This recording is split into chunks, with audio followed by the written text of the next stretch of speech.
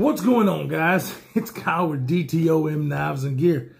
Today is the day. Today we are going to find out if the Oz Machine Company Roosevelt lives up to the hype of being one of the best EDC knives out there.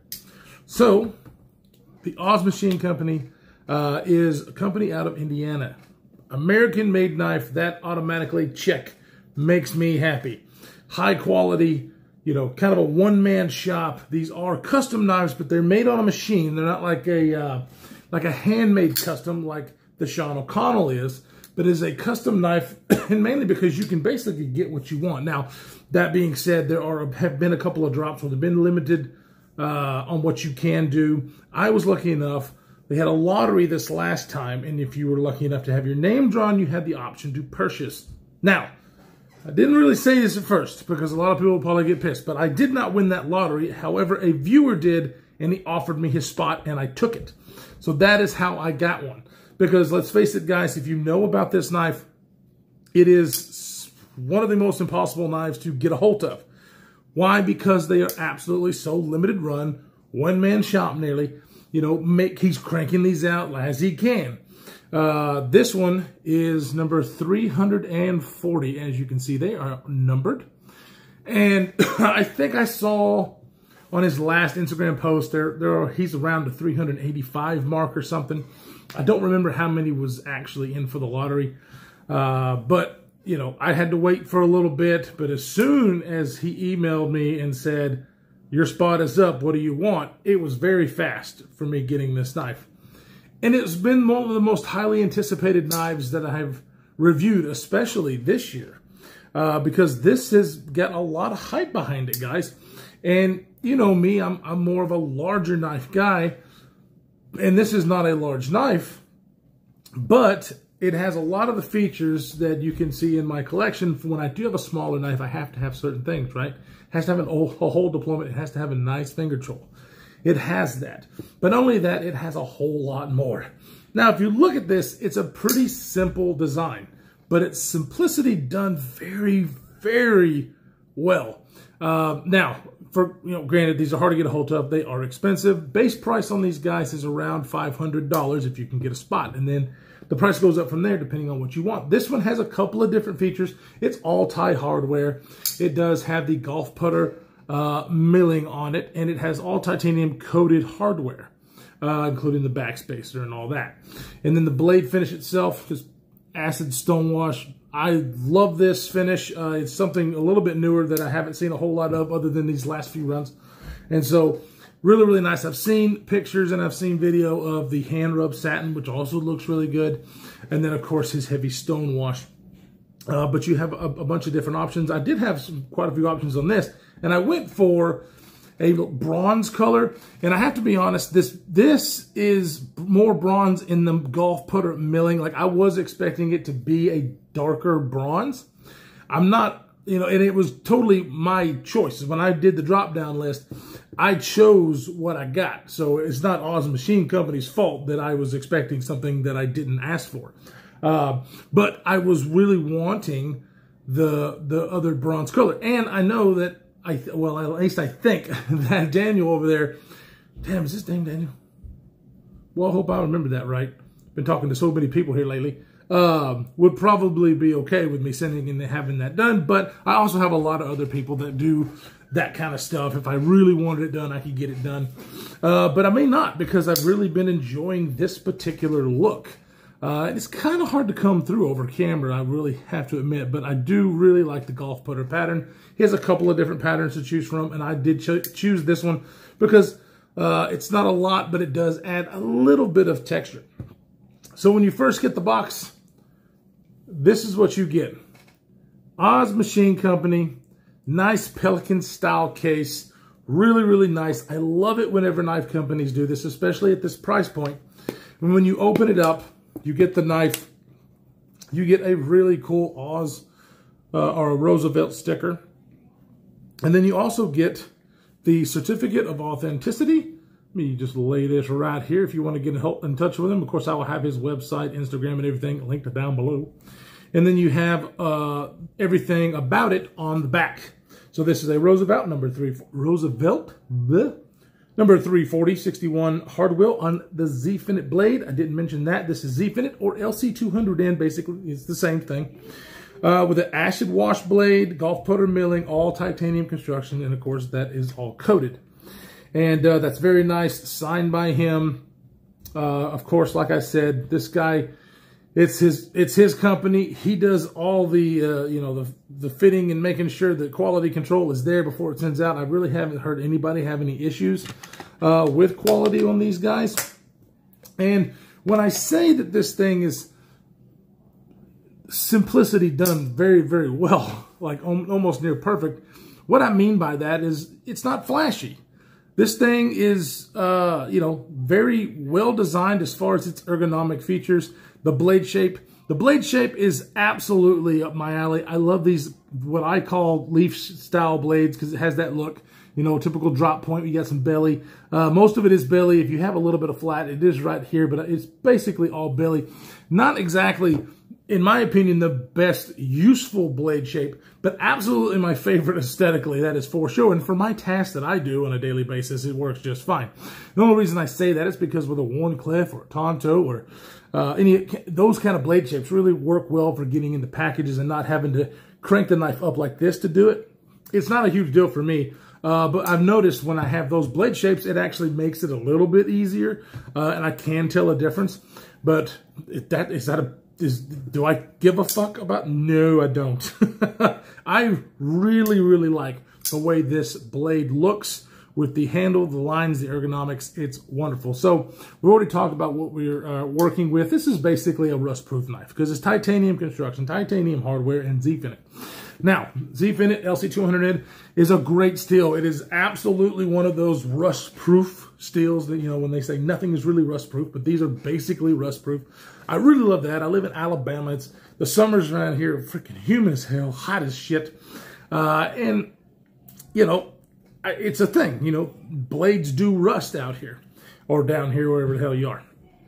Its edge retention is pretty good. Way better than like H1, which was the steel before this as far as the big time, you know, stainless properties. And then you have something that's on the drift, which we'll bring out in a little bit as well. But this is Vanex Super Clean, which is a step above the LC200N. And holy shit, if he ever makes the move to Vanex, fuck me. Yeah, I mean, people want this thing so bad anyway. But if it had Vanex, I mean, I think even a lot more people would probably want it. Even though LC200N is a perfectly good steel, and I like LC200N. I have a few, maybe even one knife now. I used to have a few that's in LC200N, and I love it because I'm not a hard user.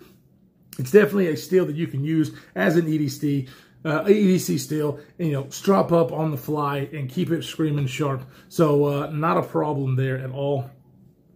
But I'm a huge fan of Vanex. It's the only reason I mention it. Okay, so the shining features of this knife, because it is still a very simplistic design, the shining features are, let's do this first, is the wonderfully designed finger choil. I really like blades that incorporate the finger choil into the handle and the blade. To me, that is awesome because it maximizes your cutting edge, but also makes it an ergonomic dream. This is a melt-in-your-hand kind of knife as far as ergonomics with the finger choil. Absolutely love it. Even with somebody with my hand size, as you can see, you can't really see a whole lot of knife sticking out. But it's still plenty of room for me to be comfortable. And in this saber grip, it is like it's not even there. It's like it's a part of my hand comfortable as far as ergonomics. This knife could be a backup grip knife if you have smaller hands than me, but this is absolutely nowhere near a backup grip for me because I've got 3 fingers on it, and then my pinky is barely touching the back. I don't feel comfortable in this grip at all, so I never used it. If you have smaller hands, you might could. This is where I live with this knife, and this is where it shines. So damn comfortable. It does have jimping, and it's a very nice jimping because it's not sharp at all, but it does provide some grip. However, in that saber grip, my thumb lands above it, and so, you know, it doesn't really help me there, right? So could I take it or leave it? Not with this one. Sometimes I say that. With this one, I absolutely want it. You want to know why? Kevin couldn't do this because I saw his review of it. Boom! You can front flip this bitch with the jimping on the front. I'm not sure if Kevin's was just a little bit smoother than mine, but I've got enough grip to front flip this bitch. And when I figured that out, I was like, holy shit, another deployment method.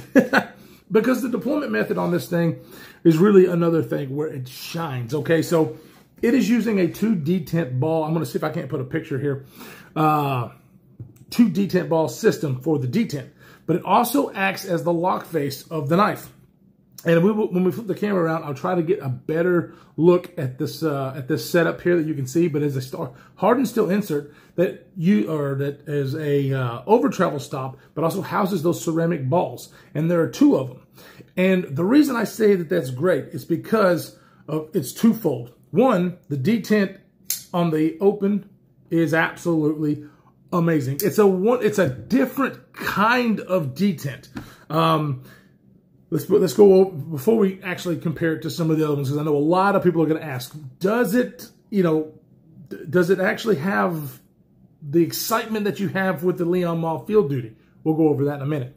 But the detent, the 2 detents, or 2 detent balls, create just a different kind. It is an absolute fire rocket out of there, but without having it be strong. Like, it doesn't feel like a strong detent. But on things like the Leon Mall Field Duty EDC, not the Field Duty, this is definitely a strong detent. And because of the strong detent, it allows it to fire out of there exactly how I like, right? But you can definitely tell it's a strong detent. This one, it doesn't feel like it. So watch this. So I can actually take it without pinching it and pulling it out like I have to on a lot of knives. I can actually just take my thumb and slow roll it. So usually when I can do that, the detent is pretty damn weak. That is not the case with this at all. It feels lighter, but it's not. And it's because of that 2 detent ball system.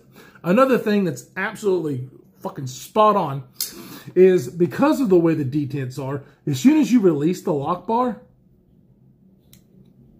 boom, I'm past them. Matter of fact, I've got a little bit of room.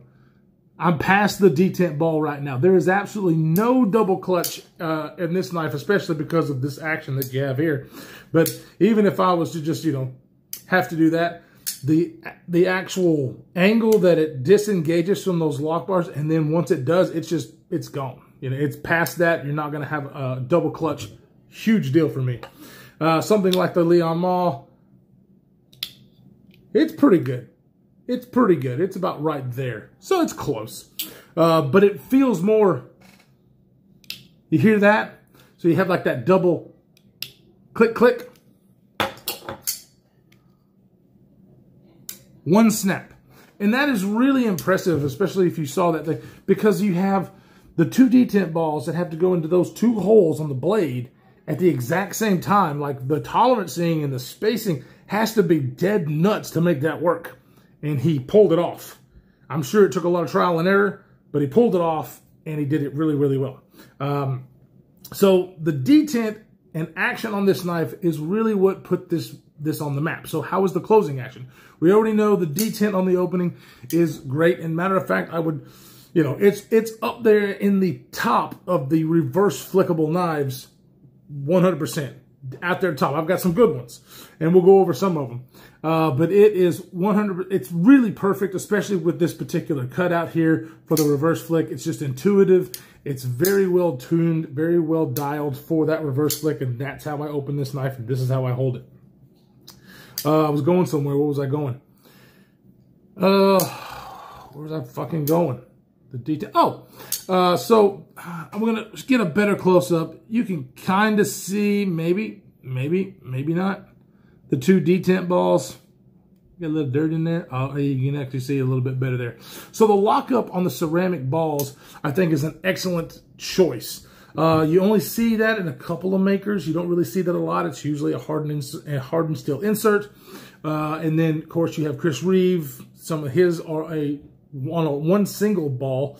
for the detent. But there's 2 points of contact. Some people say that the ceramic, of course, it's harder than the steel. Can that wear over time? Possibly. But I've never heard that happening ever. And, there are tons of, CRK fanboys out there that they've had that forever, and I've never heard that being a problem. So I don't foresee this being a problem. And there's 2 of them, and so I believe it's going to, first of all, make it stronger, and second of all, kind of prevent that, because it's not one little spot. There's 2 spots, and there's not much movement around. And speaking of that, because of the oversized pivot, this is a locked up motherfucker. It's not going anywhere. There is absolutely no blade play, up, down, left, right, nada. And it has stayed dead nut centered, and the pivot has stayed put. The only gripe maybe that I have, which is not even a gripe, it's a really nitpick because it hasn't been a problem, is that it is not a captive pivot. But the thing is I haven't had an issue with it being like that because I haven't taken the knife apart. It has not backed out. It has not loosened up. It's been solid ever since I've got it. And I probably flicked this more than any other knife before the review that I've done. So this has been flicked so many fucking times. It's not even funny. So absolutely a great design. Even though it's not a captive pivot, it works, and it works well. That's where I was going. Fuck me. The closing action. So the closing action on this very thin, it's only 120 thousandths blade stock. It's only like 3 inches long. Is, when you have a thinner, smaller blade, the fall shut is usually not there. Even on the Leon Mall, there is not really a fall shut. It's a very smooth shake shut. Kind of the same thing on the F5.5, which I know some of them might fall a little bit better than this one, but it's still, kind of a shaky.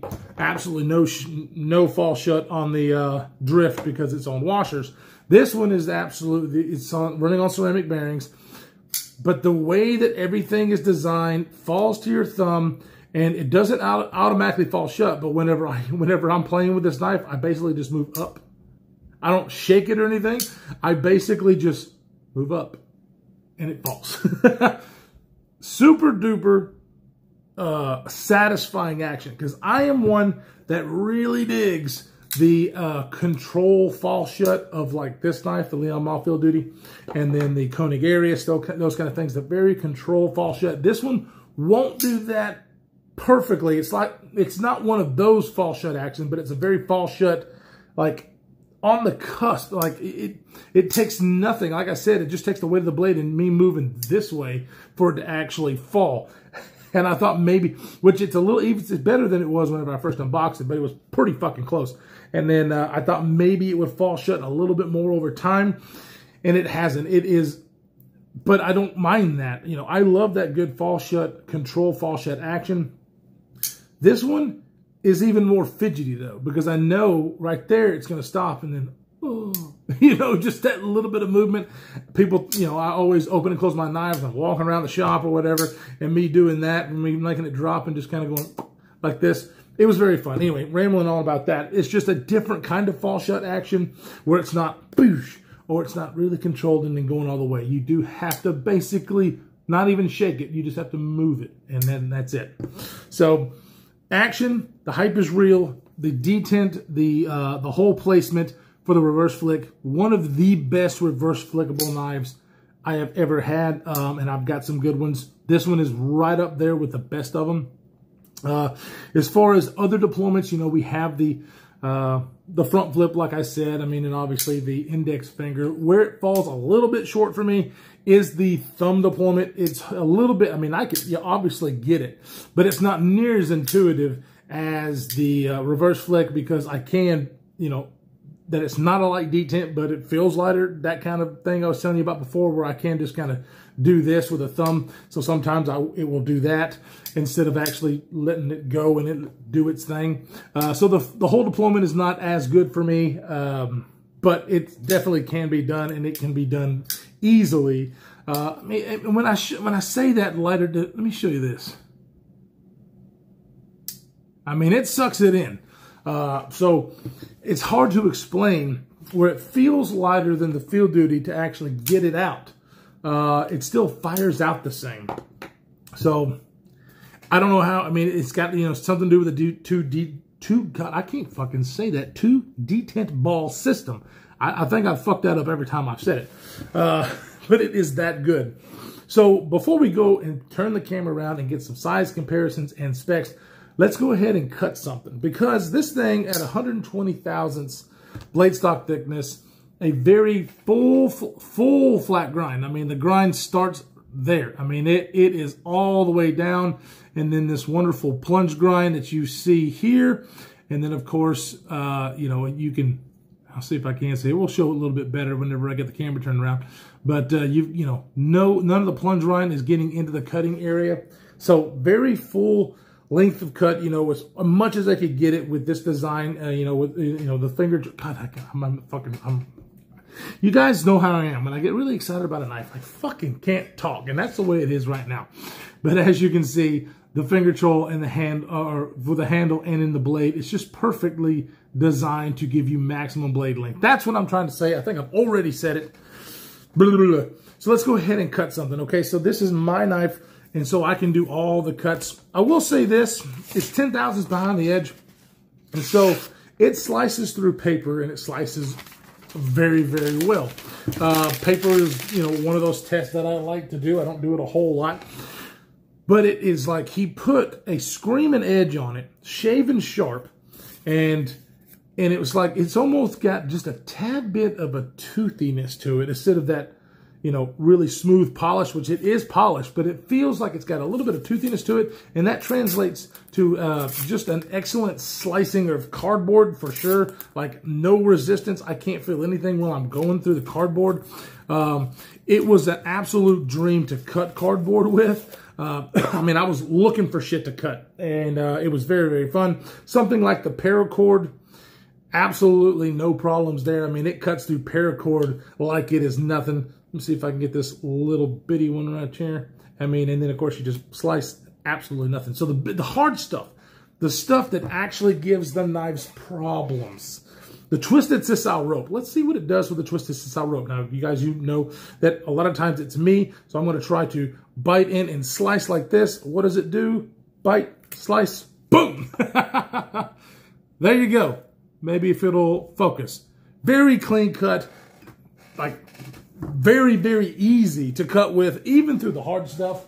So the claims of it being, you know, the perfect EDC knife, it's kind of relative, right? It depends on what you use your EDC for. For those lighter tasks, you want a smaller, lighter knife. This is about perfect if you like the blade shape for your utilitarian task, which it does just fine. I actually liked using it in the pinch grip like this, as well as the saber grip. Those are the only two that I actually used. But, you know, as lightweight as this thing is, which we'll go over in a moment, it really is disappearing in the pocket. When you're talking about this pocket clip, which we have not talked about, 3D mill pocket clip, it works so well. It goes in the pocket well. Now, if you have very thick pants, I can see this, you know, maybe going, trying to get it in there. For most of the pants that I had, it was not a problem. It definitely snapped in and snapped out. And it's very tactile feeling. You know it's not going to go anywhere. I do like that in the pocket clip. You've got really good clearance there. Well, a lot more clearance than some of the other knives that I've had on the channel. So he did a very good job with this pocket clip. And I also think aesthetically it looks really well. Not totally deep carry, but it seats deep enough that I think anybody will like this. So let's go ahead, turn the camera around, get some size comparisons, some specs of the Oz Machine Company Roosevelt. All right, so first things first, let's go ahead and get these specs out of the way, okay? So there it is in the circle. Not a large knife by any means, but really, really great ergonomics for the design that it is, but it's really just under 7 inches long, and that's not really my thing, right? For knives that get me this excited, but this knife does get me this excited. Yes, does it have to do with the rarity of this knife and that I actually have one? Absolutely. I mean, I can't deny that that makes me excited about this because that's my thing. But ergonomically, and all the dimensions of this knife work with somebody with these. Just under 7 inches. It does have a handle length of 4 inches, but it has a grip length with the finger choil about 4 1/4, which is perfect. Just fits me in there. I don't have any room to go up and down. It's that very locked in saber grip that I have. You have the handle thickness of about 0.405. That is very important. it is still very thin to where it's very pocketable and you don't feel it as well as the weight. But it's, you know, thick enough here to where I don't feel like my fingers aren't touching, well, barely touching my my palm whenever I close my hand. So if it was any thinner, it might be a problem. But these guys know what they're doing, especially Oz Machine Company. They know exactly how to design a knife, and they did that on purpose. You have a blade thickness, like I said, of 120 thousandths, 10 thousandths behind the edge. That is super damn thin, guys. But the blade length height, like this way, is like 1.31, and guys, 2.95 ounces, under 3 inches, with, of course, a 3-inch blade. Oh, did I even? It's pretty damn. I said 3 inches. Here's what we're gonna do.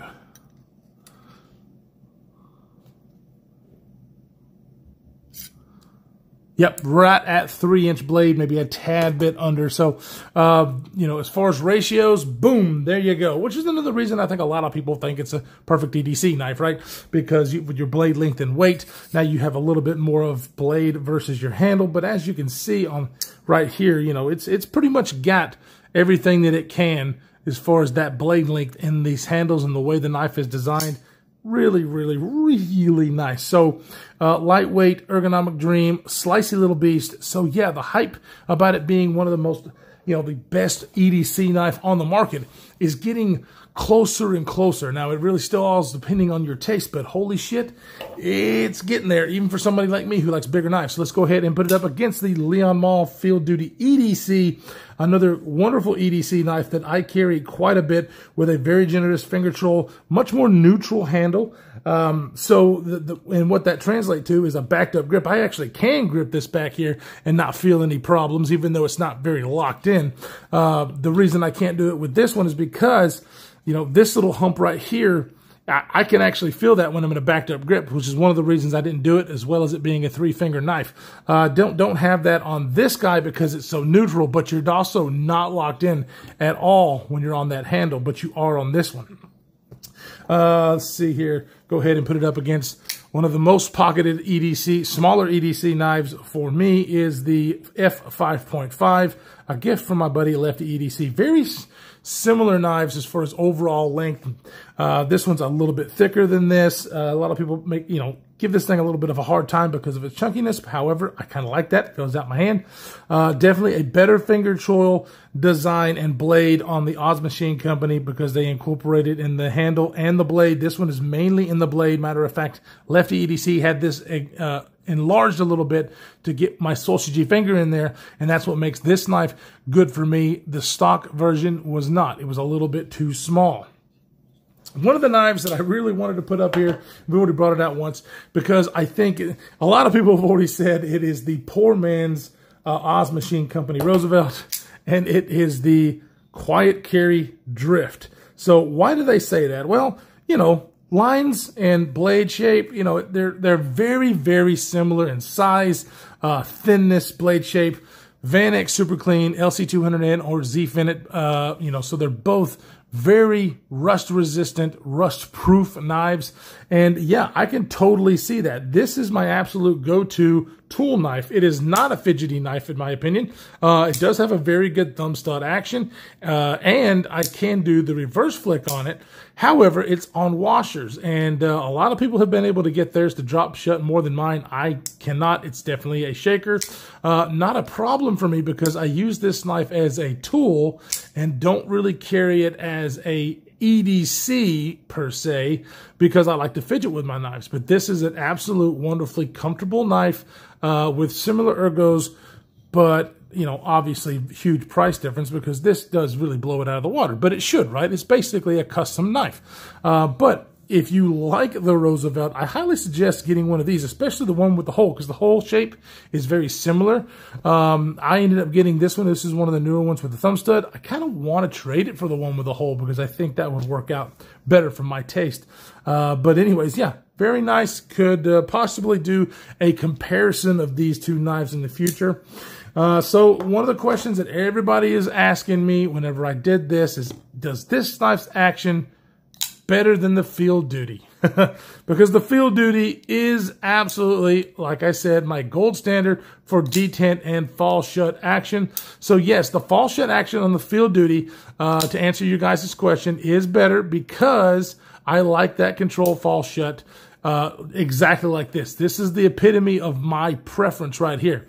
As far as the actual middle finger flick, this middle finger flicks perfectly, as do this. I give these a total tie when it comes to the deployment of the knives as far as middle finger flicking. Go ahead and give you a difference of the sounds too. One of the things I love about this is the sound and the Oz Roosevelt. Ooh. Very nice sounds. This one's a little bit more clicky, more mechanical.